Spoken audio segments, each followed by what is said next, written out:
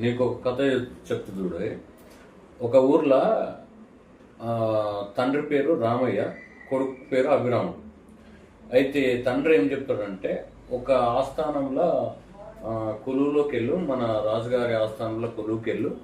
అయితే నువ్వు అక్కడ కొలువుకి వెళ్ళి మీ పెదనాన్న కొడుకున్నాడు కదా, అతని దగ్గరికి వెళ్ళి నువ్వు ఉద్యోగాన్ని అడగకుండా మన ఇంటి పక్కన ఉన్న కృష్ణయ్య కొడుకు నారాయణుడు, ఆయన దగ్గరికి వెళ్ళి ఉద్యోగం ఏమని చెప్పు. ఆయన అదే ఆస్థానంలో చిన్న కొలువులో ఉంటాడు, కానీ మీ పెదనాన్న కొడుకు పెద్ద కొలువులో ఉంటాడు. కానీ అతని దగ్గరికి వెళ్ళి మాత్రం ఏం అడగబాకు, మన ఇంటి పక్కన ఉన్న కృష్ణయ్య కొడుకు దగ్గరికి వెళ్ళి ఆయన దగ్గరనే ఉద్యోగం అడుగు అని చెప్తాడు. అయితే సరే అని ఏం చేస్తాడు, కొడుకు బయలుదేరుతాడు.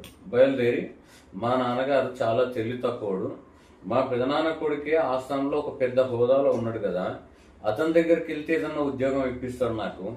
అదే కృష్ణయ్య కొడుకు నారాయణ అదే ఆస్థానంలో చిన్న కొలువులో ఉన్నాడు, అతని దగ్గరికి వెళ్తే మనకేం కొలువు ఇప్పగలుగుతాడు అని చెప్పేసి అనుకొని ఫస్ట్ వాళ్ళ పెదనాన్న కొడుకు దగ్గరికి వెళ్తాడు.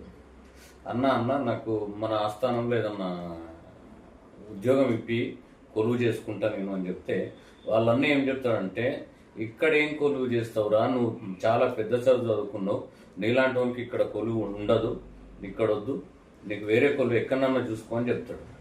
లేదు మరి నాన్న ఏం చెప్పిండు, అదే రాజు